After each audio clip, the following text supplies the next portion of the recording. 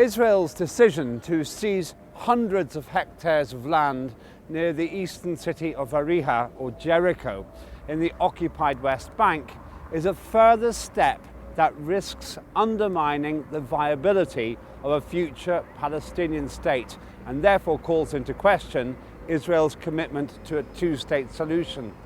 So says a statement by the 28 member state European Union, adding, any decision that could enable further settlement expansion, which is illegal under international law and an obstacle to peace, will only drive the parties in the conflict even further apart.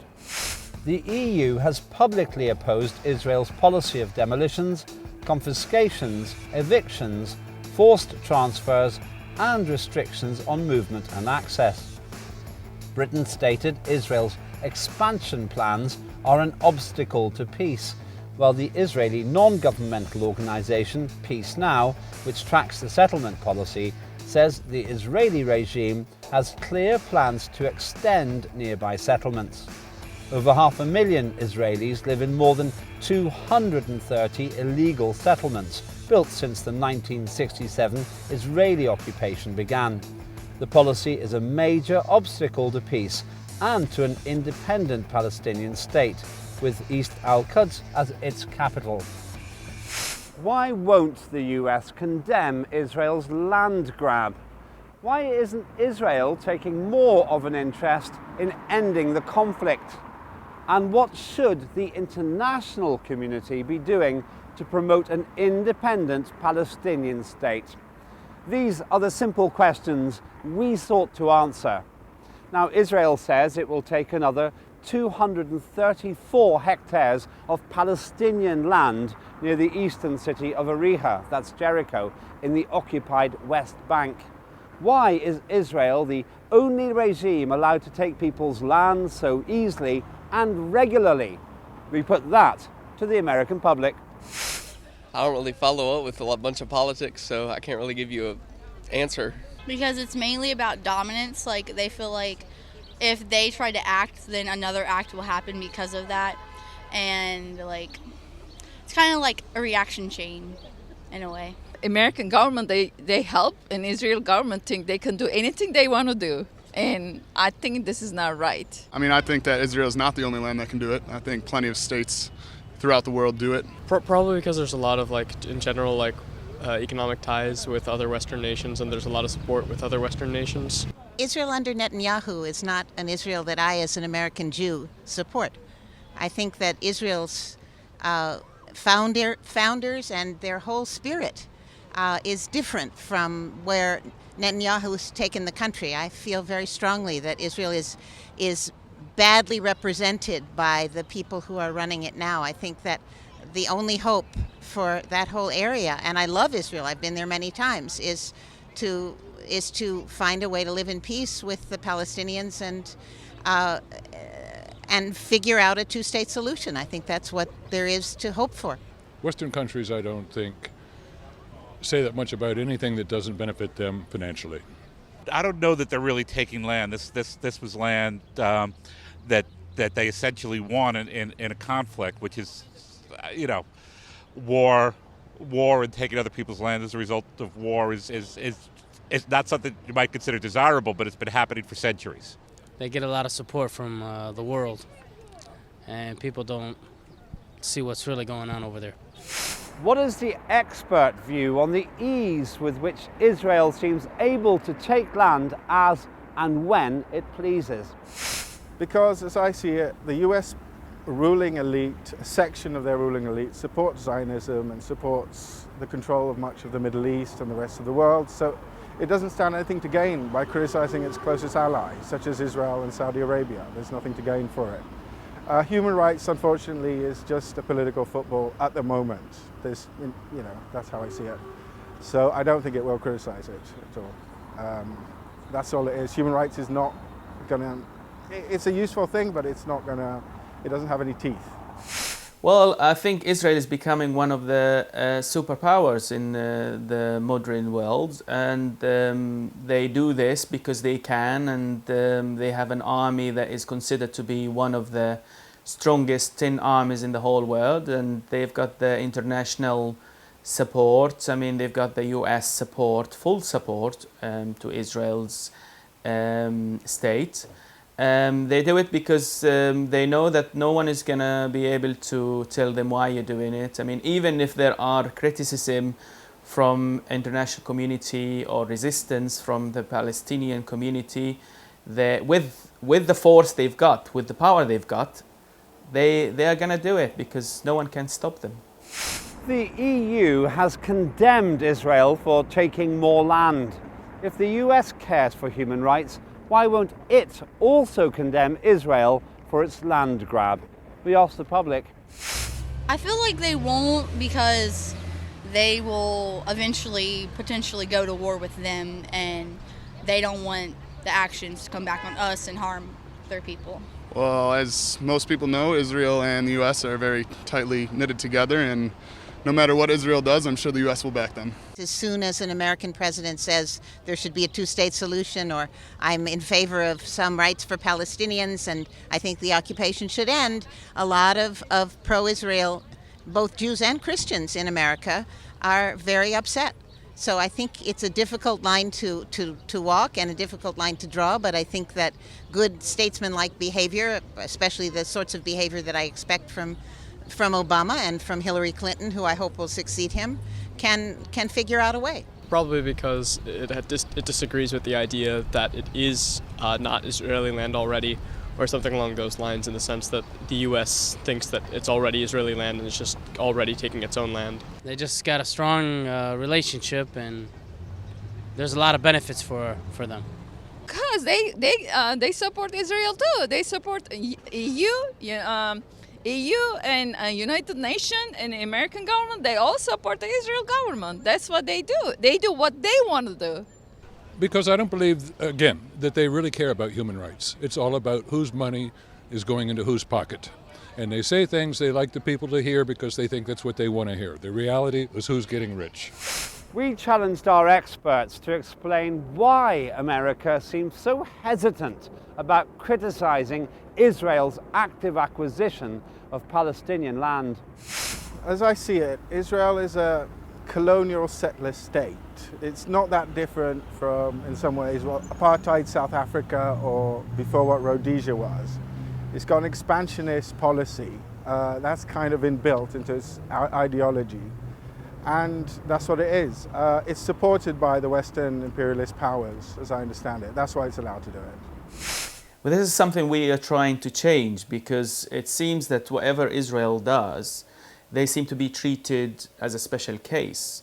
The US and the EU and the whole world is trying to change human rights situations in the Middle East, in Arab countries, and they say we want to see more respect for human rights, better society that cares for democracy and all that kind of thing.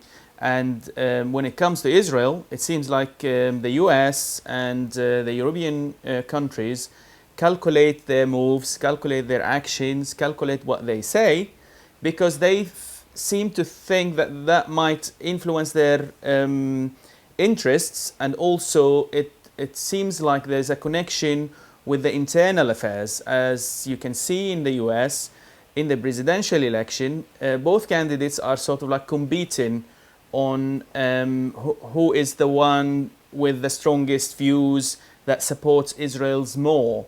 And I don't think the Western world cares much about human rights when it comes to Israel's behavior. The EU also says that if Israel takes more land, it risks stopping any attempt to end the current conflict. Why doesn't Israel seem interested in ending the conflict? Here's what the public opinion tells us.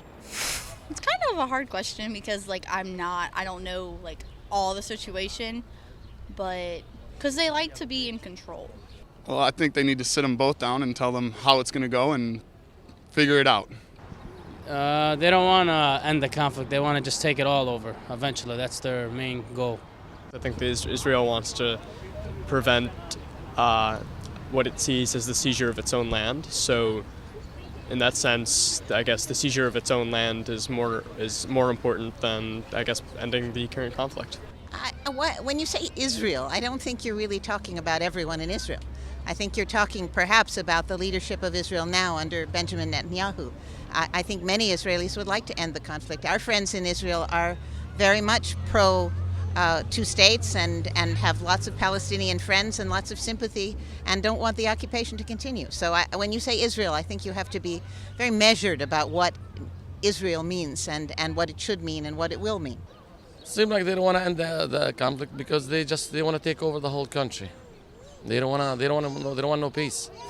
We invited our experts to clarify why Israel seems willing to take land even at the cost of continuing the conflict. Because there's a kind of, I suppose, a dialectic between peace and war, and it doesn't stand anything to gain at the minute. I think it has to suffer a military defeat, and then the conditions will be right for it to make peace. At the moment, it doesn't stand much to lose. It's expanding, and that's how I see it. The EU will condemn it, the US won't, but it's a bit of a good cop, bad cop routine, as I see it. Well, the question is, does Israel want peace? Or does Israel want to resolve the issue? It's quite simple. When Israel has to make a decision between two choices. The favored choice, which is a two-state solution. One state for the Palestinian, one state for Israel. Both countries live peacefully side by side. Palestinians will get their independence, their own state, their freedom, some of their land back, and Israel will live in peace and will sign a peace deal with all of the Arab countries who said they would be willing to go into a peace agreement if Israel withdraw to the 1967 borders. Now the question is, does Israel want to end the conflict? Does Israel want to end its occupation? Now, the two-state solution, as we said, is the best way forward. However, there's the alternative, which is the one-state solution. But I'm not sure Israel wants the one-state solution either, because that means giving Palestinians equal rights, full rights, right to vote, and to form a government in Israel. And that would be the end of the Jewish state, according to their views. So they don't want a two-state solution, and they don't want a one-state solution. So what do they want? I don't know. The international community and the United Nations increasingly favour an independent Palestinian state for Palestinian civilians to enjoy their own land. What more should they be doing to show they really do back the plan? The public said this. Encourage them. Don't just say, oh, you should go get your land, like speak on that action and help them. That's not a question I really have answers for. I'm sure there are things they could or should consider, but I really can't help with that. If I could, I think I would be solving all the problems of the world. Probably just more economic ties with Palestine, more support for that. Currently, Palestine isn't an official member of the UN, and they're not allowed in voting. If the UN actually believes that Palestine is going to be a part of the future peace processes, Palestine should be allowed votes. They should be a favor because these both people, they live in Palestine and Israel. They're almost equal. There's 6 million people now, Palestinians, and 6 point something Israeli. So they should either make it one country or two state solutions to live together. Well, they should vote against Israel and make them back out and do the deal, put pressure on them. More action and less talk. A lot of people talk about things, say what they're going to do, very little ever changes. I don't know, maybe put the UN over there, sanctions, something that where they can get their point across stronger than just talking at a meeting, you know. I think the UN should listen to what the Palestinian community has to say, and they should work out an agreement together to figure out, a cause for them to all be happy. The UN should, the same way that when the resolution against any other state, any other country, that what they make them obey that resolution, they should have the Israeli obey the resolution. Otherwise, they should have sanctions. They should have whatever they have to do to make them obey the the UN resolution, because there are too many resolutions for Palestine. None of them was ever been obeyed by the Israeli. What's the expert position regarding what the international community and the United Nations can do to underline their support for an independent Palestinian state? Well, I suspect it is just words. The international community, that term international community, is one of these things that people use, and it changes meaning from place to place. I think the kind of action, I mean, it's limited what Brazil done by sending back an Israeli, I think, ambassador who was a settler, that kind of thing they can do more. A lot of the non-imperialist countries, the third world countries, they're not going to do much apart from vocal just support. They don't have the power to do it, and they don't want to get into a conflict. I think there has been so much talks, so much negotiations for the last 25 years. Enough has been said about what should happen and why does it need to happen this way. I think what needs to happen now is for the international community to impose the solution, which is a two-state solution. If you think of the United Nations, there has been a resolution to accept Palestine as a non-member state, and we have seen Palestine joining international organizations that belongs to the United Nations. There have been progress on the ground in terms of building the organizations that would build the state of Palestine. I think it's just the will of the international community, the impartiality of the peace mediator. I mean, the US needs to be a bit more objective about what they do with the peace negotiations. At the moment, they are supporting everything that Israel does, and they are giving Israel the choice. Do you want peace? If yes, yes. If no, it's okay. It's up to you. It's your. So they're not applying enough pressure on Israel. What we want to see from the international community is enough pressure to end the occupation. We need to see a resolution in the United Nations Security Council to accept Palestine as a full member state in the UN. And also we want to see that more of like a conference, peace conference, to say, okay, the solution is two-state solution, 1967 borders.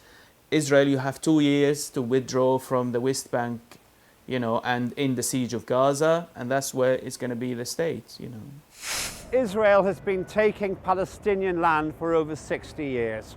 Can the public understand why the US won't finally stand up to Israel to prove its claimed commitment to upholding human rights? Again, that has to deal with kind of like dominance and how it would counteract and come back on us, because if you have to think like there's a lot of people in the US and over in Israel, and with all of the conflict there is now, it would just cause more. I don't know, they've been doing it, they've been talking about it for the last 20 years. They want to do a peace between them and there's no action. They just keep, every year that we hear, okay, for the next 3 years we will have two states, and they're not doing it because they have too much power. Israel, they have too much power in this country. The U.S. just, obviously, like I said before, backs Israel, and I don't think anyone's going to change their mind towards Israel, which is kind of unfortunate sometimes, but that's the world we live in today.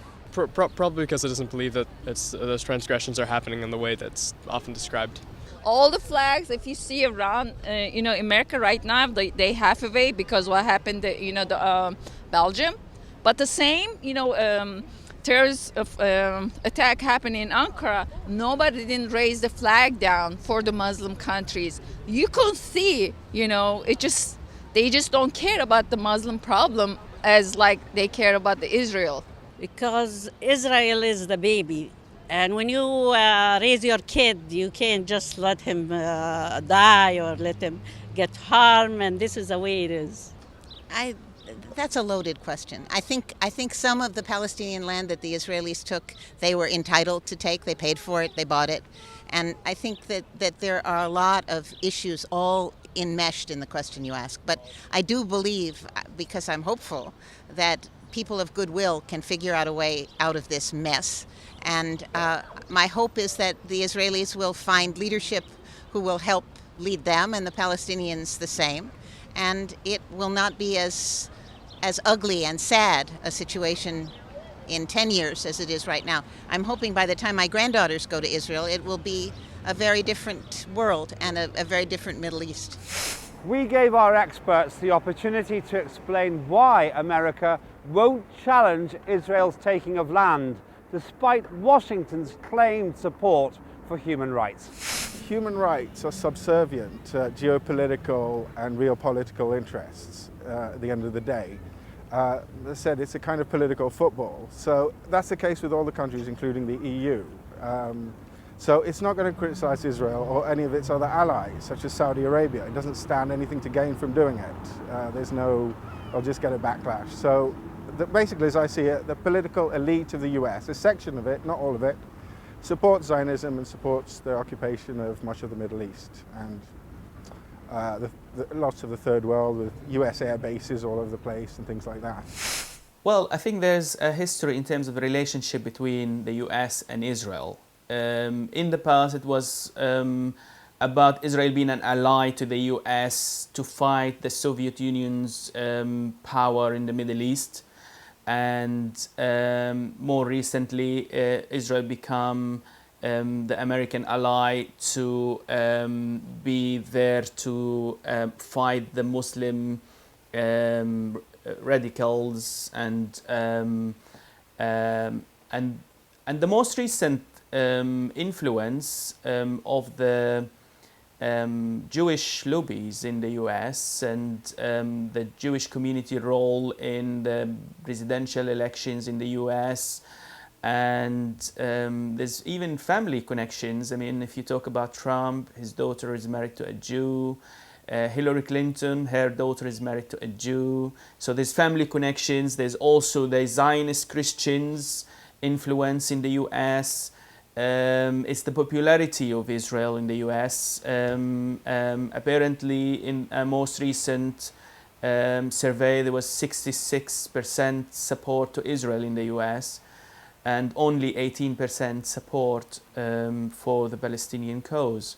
So I don't understand why, because it seems unfair, and human rights suggest that everybody gets their own share of their rights and respect and independence and freedom of speech and freedom of expression. And we always talk about community cohesions.